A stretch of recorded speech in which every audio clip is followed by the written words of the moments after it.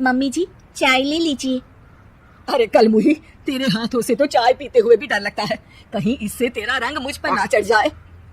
अगर इन्हें इतनी ही शर्म होती तो मेरे इतने हैंडसम भाई को इस तरह फंसाती नहीं। बानी और शिवम की लव मैरिज हुई है।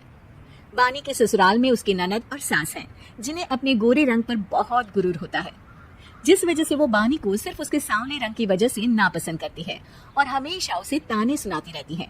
बानी उनकी सभी जली कटी बातें सुनकर चुपचाप वहां से चली जाती है। तुम माँ और छोटे को कुछ बोलती क्यों नहीं?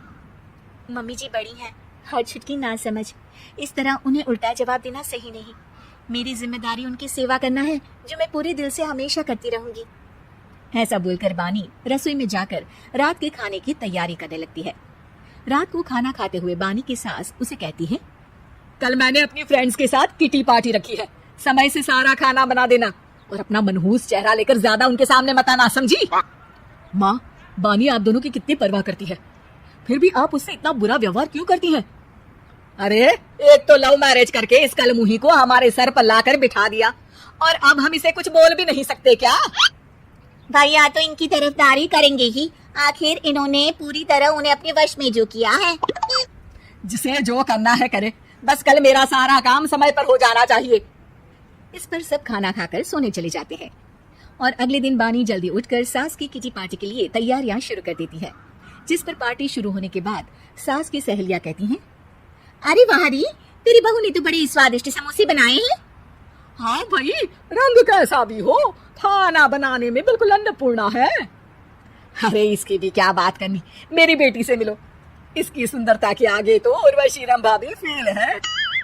उर्वशी रंभा को तो फेल कर देगी, पर क्या अन्नपूर्णा बन पाएगी?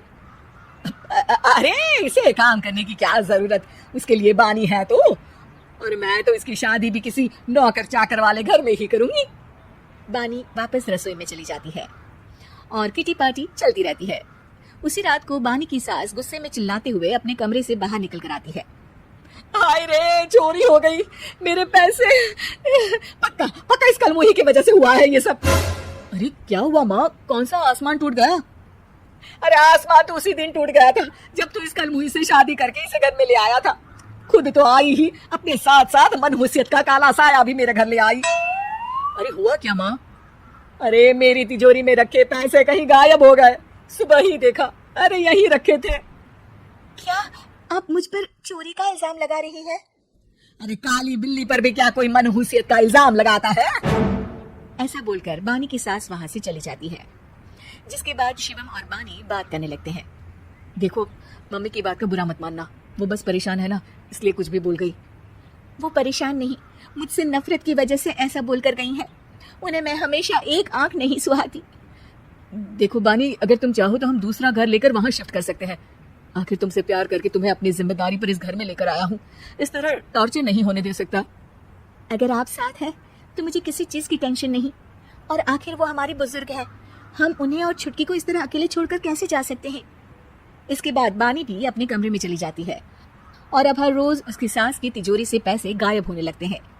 इसी तरह कुछ समय बीत जाता है और वो हर बार हर चीज का इल्जाम बानी पर लगाती है, पर बानी कभी कुछ भी नहीं बोलती। कलमुही नास पीटी, बहू को घर की लक्ष्मी बोलते हैं, ये तो पनौती बनकर आई है, पनौती। एक रात बानी की सास को आधी रात में प्यास लगती है, तो वो पानी पीने रसोई की तरफ जाती है। तभी उसे अपनी बेटी के कमरे में कुछ आवाज सुनाई देती है। हाँ हाँ, मैंने मम्मी की तिजोरी से हर रोज थोड़े थोड़े पैसे निकाल कर हम दोनों के लायक खूब पैसे इकट्ठे कर लिए हैं, और मम्मी आज तक उस सब के लिए भाभी को ही जिम्मेदार समझती है। तुम बस जल्दी से आकर मुझे यहाँ से ले जाओ और हम कहीं दूर जाकर शादी कर लेंगे। मम्मी को कुछ पता नहीं चलेगा, सब मुसीबत खत्म।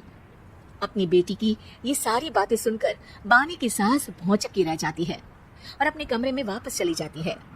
जब अगली सुबह बानी सास के कमरे में आती है, मम्मी जी क्या बात है, आज आप कमरे से बाहर ही नहीं आई? आपकी तबीयत तो ठीक है ना? क्या छुटकी कमरे से बाहर आई या तुम उसके कमरे में गई?